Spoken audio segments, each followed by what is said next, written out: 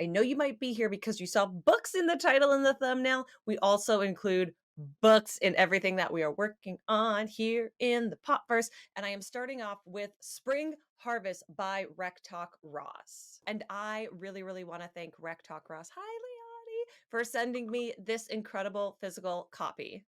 But Spring Harvest is a little bit different than her other two thrillers.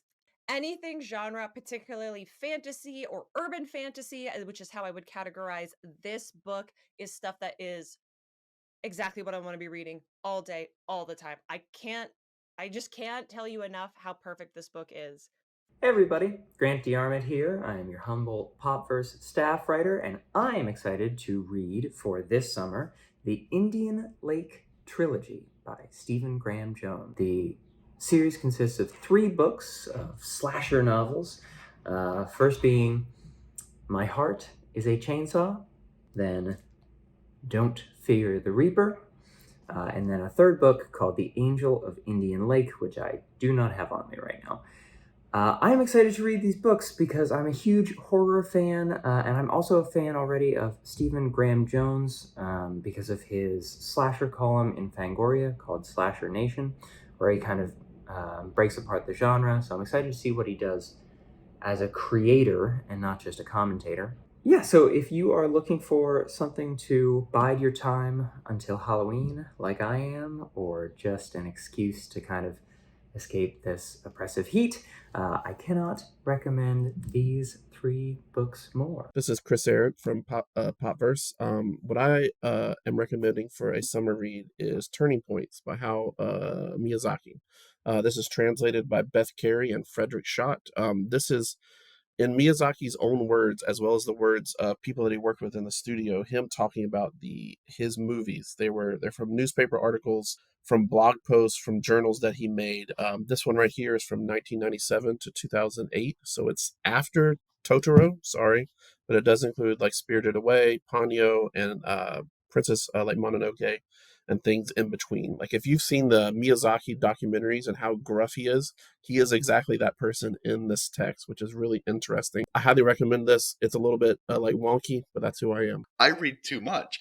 I have realized as we're recording, I've read over 200 separate comic titles this month, which is bad. It's a sign you read too much. So I'm doing non. Oh, I was going to say I'm doing non-comics thing. I'm reading the Romnibus. I'm reading Marvel's Rom Omnibus. I grew up on Rom. I grew up reading the Rom comics, and I have revisited them since they started collecting them, and they're so good. Which is to say, they're terrible.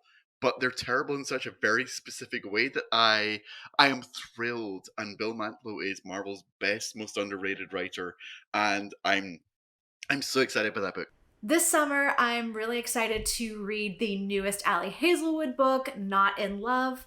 I have read everything by Ali Hazelwood, and so I am very excited to be reading the newest story that she just came out with. I cannot wait to see what this one has to offer. Hello, Popverse. This is Trent, live in Spain. Massive summer vibes here on vacation. So I'm going to tell you about my summer reading list. And my summer reading book this year is Going Postal by Sir Terry Pratchett. Fantastic book. It's actually my favorite in the Discworld series. There's dozens of these books, and it's my absolute favorite one. It's about a con man named Moist von Lipwig who gets put in charge of Ankh-Morpork's postal system. And the whole idea is he runs it like a con. It's got love, it's got romance, it's got a heist, it's got golems, it's got burning post offices, it's got commentary about collectibles and a scathing rebuke of capitalism. Everything you want while you're reading, sitting by the pool. Super easy read, super fun, great writing, really funny. Honestly, if you haven't tried the Discworld series, Going Postal is by far the best jumping in point. Go read it. Have fun. I'm going to go in the pool. See ya.